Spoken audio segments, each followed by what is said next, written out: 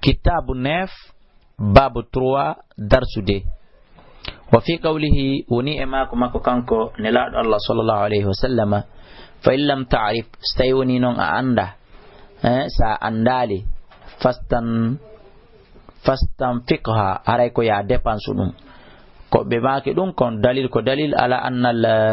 multaqitu wonde ko hocca kon yamlika waway jeydi ɗum kanko hoccuɗon ba'dal hawli ɓawo hitande timmi wa ba'da ta'rif e ɓawo yeynutugol moƴƴa non ron kayide jommu lakin skoni la yatasarrafu fiha o woncitata ɗum qabla ma'rifatihi ko qabla mu'arrifatihi ko adi yeynutugol ɗum qabla mu'arrifati sifatiha ko adi yeynutugol sifa mum on moƴƴa bi mana o wawata dirisude muɗum la yatasarraf o wawata dirisude o fewja e nder muɗum ha o yeynita sifa mum on moƴƴa hakkunde yimɓeɓe ronka famude yimɓeɓe ronka andude yimɓeɓe ronka aritande ay hatta yu'arrifa ha o waway andinde jama o moƴƴa wi'aha kaɓɓol mungol wa wika'uha e saku munkum wa qadriha e embre mum on wa jinsiha e noni mum on wa sifatiha e sifa mum on fa in ja'a si ari sahibuha jommum ba'dal hawli ɓawo hitande timmoyi o wasafaha o sifike hunde majjunene bima yantabiqu sifa hawrondirɗo ala tilkal awsafi e ɗin sifaji ɗon dafa ilayhi o jonnitamo li qawli sallallahu alaihi wasallam sabu makko nelaɗo fa in ja'a si aroyi talibuha ɗaɓɓitowo ɗum yawman nyande gomina dar immorde nyalande immorde e jamanu fadfa'a ilayhi ray ko ya jonutumo ɗum wakati tabayyana gom ɗi ɓangi laaɓi mimma sabaka immorde ko aditi kon annahu ko woni yalzimu hino waɗɗo nahawal luqta e hella hoccuɗon hino waɗɗimo umurun fiyakuji e wonɗi arde ɗo ɗin haray ɗiɗo hino waɗɗimo kanko hoccuɗon hiɗiya hella ɗi jeenayi awalan ara nun ɗum ida wajada so tawi ko majji kon so tawi ɗum fala yaqaddam o ardinta bimana so tawi ɗum no waali o adorta ala akhdiha e dow hoccugol ɗum directement illa ida arafa min nafsihi siona o anda hoore makko o tawa e wonki makko kin o heɓa garanti e wonki makko kin al amanata hoolare wonne so hocci ɗum o suuɗata so hocci ɗum o heɓa hoolare fi hifziya wonde e o renay ɗum o aynay ɗum wal quwwata e heɓugol doole heɓugol feere ala ta'rifiya e dow yeynutugol ɗum binnida e sabu ewnagol hari joni ko yawgol wolo e ka radioji e ka journée e ka kanalji binnida e sabu ewnagol alayha e hoore mum hatta yu'thira ha o ƴellito o wawa humpodirde ala sahibiha e dow jom muɗum haray ɗum ɗo ko waɗɗi ɗum mo kanko hoccuɗon nde mo hocca koye taw haray himo jogi o yaqini ɗo taw wa man la ya'man nafsahu kala on tawɗo hoolaki hoore muɗum alayha e hoore ko hoccata kon he yette baaɓe lam yajisla waray dagantako mo de akhduha hoccugol ɗum fa ina khada so hocci ɗum fa waray kanko ka ghasibin o wayi wa jattuɗo par ce que himo felliti so hocci o luttinay haray wayi wa jattuɗo de ka bakkato liannahu sabu waray kanko akhada mala gayri o ƴetti jawdi goɗɗo gotana hoore makko ala wajhin e dow bange e dow alhaali mo andanɗa hoore ma la yajuzu lahu daganakimo akhduhu ƴettugol jawdi ndin e hoore on alhaali ɗon walima fi akhdiha e sabu ko woodi kon kadi ko woni kon e nder ƴettugol ndi hina idin on tuma min tadyi'in immorde e yeɓugol mala gayrihi jawdi goɗɗo gotana hoore makko saniyan ɗin mum ɗum e condition ji ɗin labudda lahu feere o alanamo kanko hoccowo on qabla akhdiha ko adi e hoccugol min dabti immorde renugol ayna humpito moƴƴa sifatiha sifa ko hocci kon bi ma'rifati sabu andugol wi'ayi ha kaɓɓol mungol no wa'i wa wika'uha e saku mum kun no wa'i wa qadriha e yeru mum on ko jelu wa jinsiha e noni muɗum on ko honno wa'i wa sifatuha wa sinfiha e sifa muɗum on kadi ko honno sifitorte wal muradu ko fanda bi wi'ayiha e saku mum kun ay zurfuha ko peɗali mum ɗin alladhi ɗin peɗali yeɗi andanɗa hoore ma fihi no e nder muɗum kaysan kana aw khirqatan kaysan sakun kana lati aw khirqatan ma foti ko linsere wal muradu ko fanda bi wikaiha e saku munkun ma tushaddu bihi ko kaɓɓol mungol ma tushaddu bihi ko konko haɓɓira ɗum ko konko haɓɓira hunde majjunde li anna nabiyya sallallahu alaihi wasallam amara bidhalika o yamiri ɗum wal amru yamirore nde yaqtadi hino nyaawa al wujubi wonde koko waddi. Salisan tatabundu la budda fere wala min nidai alaiha imurde ewnagol dum andina yimbe be wa ta'rifiya e yenutugol dum andina yimbe hawlan kamilan hitande timmude fil usbu'il awwal hara dum kade der yontere aranere den ko ewnoto kulla yawmin kala nyalande nyande o nyande. Sama bada dal karefti baw dum don majarat bil ada o beydita don yeynutugol embre façon no aada on wowiri non ene masalan ni kaledi men lagine do ko wowi kon aada men on si goddum majjiri goddo ma goddo hocci goddum ko yaw yeni to ya karadi yoci enen do ko woni masalan misangal bon wa yaqulu o wiya fi ta'rifi e der yeynutugol ngol o wawla masalan misal hara nawi gol do hokki hunde kaari tigi tigi labbina fenyina hara yette babbe ni de ngandi furtoto to inna kanyum ko kanyum je man da alahu wonande ommo majjiri dum shay'un goddum wana hawi dalka ko nandi tatay dum watakuna laato kadi al munadatu ewna gongol alaiha e hore mum fi majami nasara ko der tumbodire yimbe be kala swaqi wana kalumoji wa inda abwabil masajid ka dambude julirde fi awqati salawati en waqtuji leri julugol wala inadi alaiha o ewnota ko dum fil masajid ka der julirde de lenal masajid sabunun julirde lam tubina lidhalika de mahiraka fi ka goddum yeynite e kawli sallallahu alaihi wasallam ma ko ne laado be maki man sami rajulan kala nan do goddo yanshidu himo yeynita dallatan ko majji fil masiri ka julirde kala mo nan da no yeynita ko majji ami do majjira hunde kaare wawde ni kala yi an dolan faliya ul aray kanko neddo nan do dum on ko yo yeto oya la radda Allahu alayka wa ta'ala junnite dum aray ko ndi kuddi do hani jokkintinde. Rabian na yabunnu idha jaa si'arinu talibuha dabbito konko majji to wasafaha usifike dum bima yutabigu konko hawrondiri net wasfaha sifa mun on wajabara wadike de dafo ha ilahi junnutugol mudum bila bayyinatin ko alday dabbugol bangandiye ko alday dabbugol seedele goy wala yaminu ko alday addugol wondore hudo stay ko anje no li amrihi sallallahu alaihi wasallam bidalka sabu yamirgol ne laado Allah on dum wali qiyam ino wodani daragol sifatiha fi sifa mun on no hanani daragol dum maqamul bayyina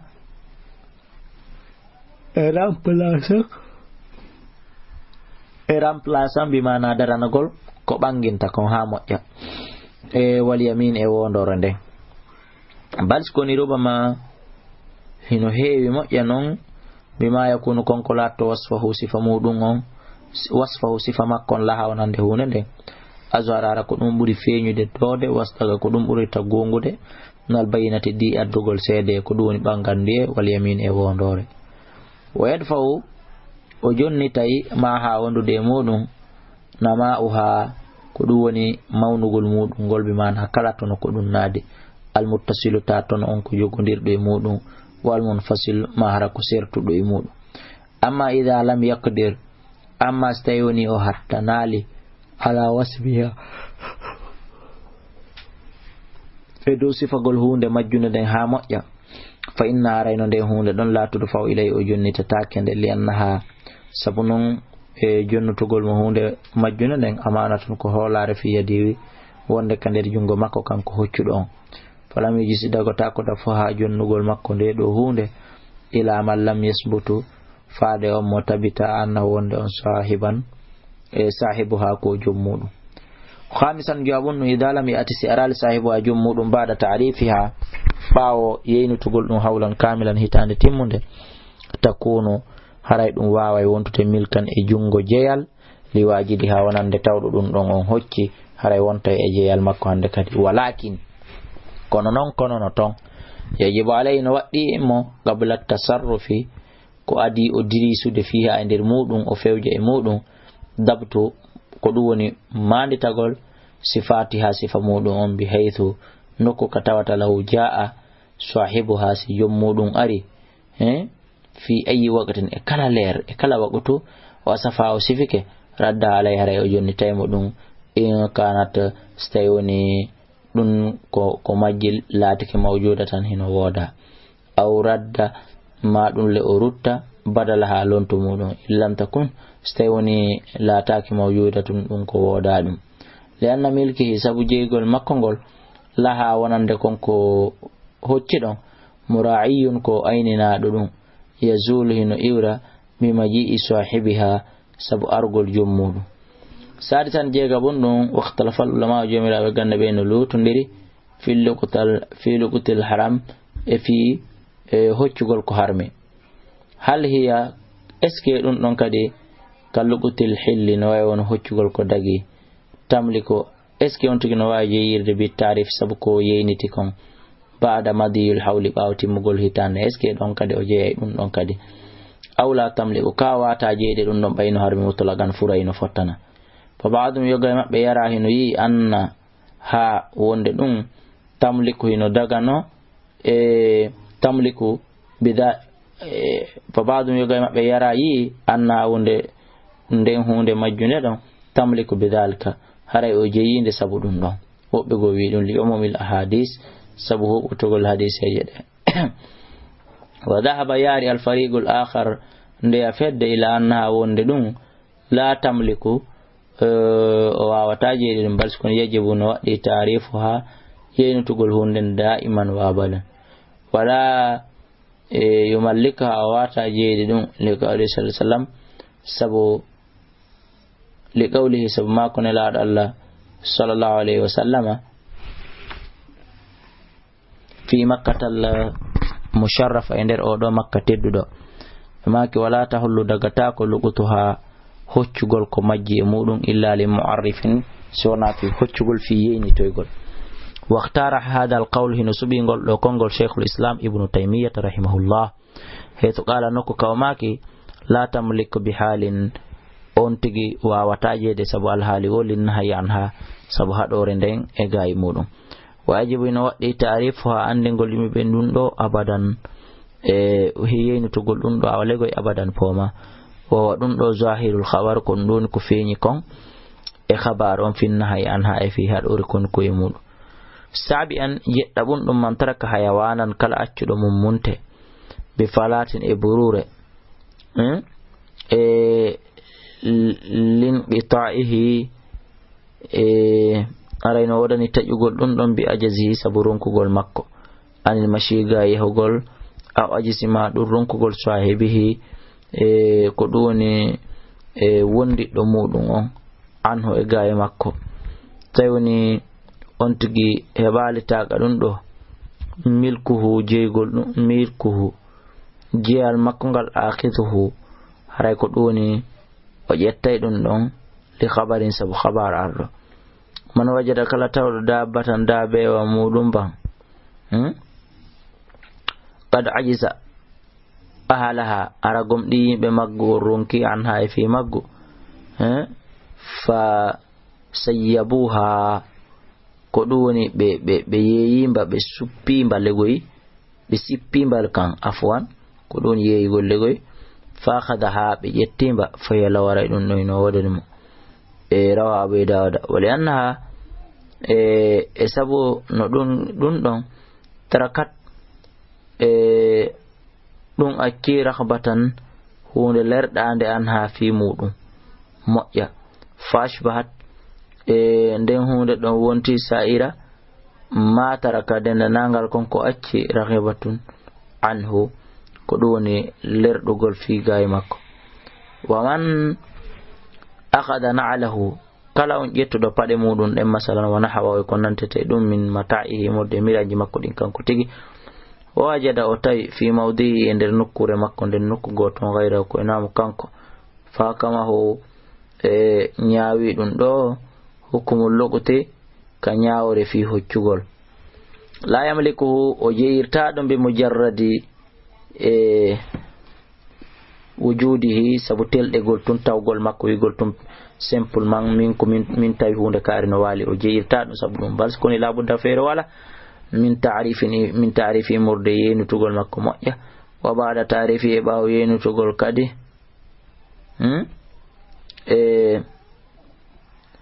wa ba'da ta'rifihi ko ɗum woni ɓaawo sifagol makko yeynita makko yahudu minhu haray o ƴetta e ɗum qadra haqqihi embere gebal embere joddi ko handi kon ƴettude muɗum tayna o patron wayta sadaka bil bagi o sakko itta sadaka feccere jande hedditine nay. Saminan jeetata ɓunɗum ida wajada sabiyu soni on tigi tawi paykun wasafiya e jofoɓe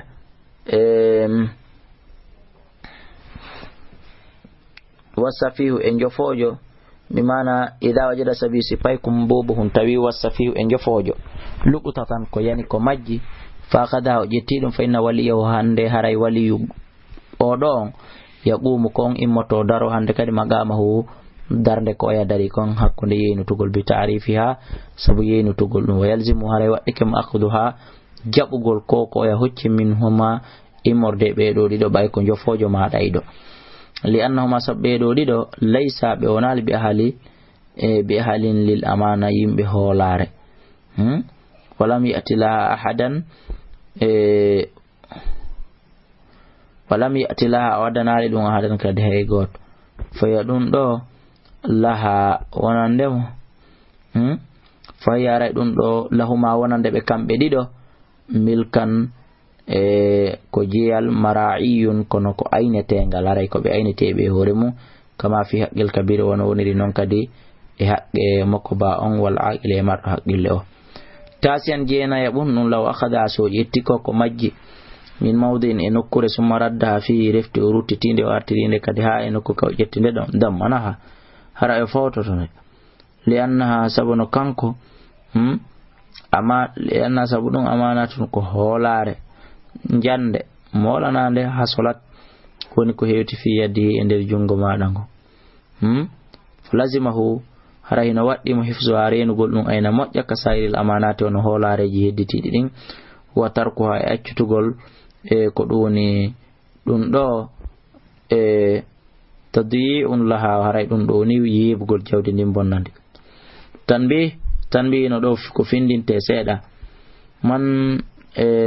hudiyal islam kala mo islam on fewni fi sha'ani luɓuta fi ɗiɗo fiyakuji alhaaliji hoccugol tadruku inayatihi hara e wawa hewtitade o anda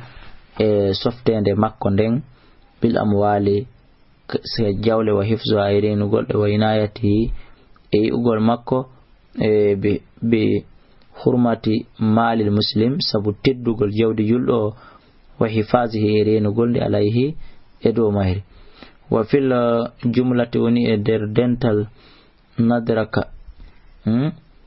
nadraka ko wawata andirde humpitora min dalika immorde ɗum kullu ɗum ɗo fo hasal islam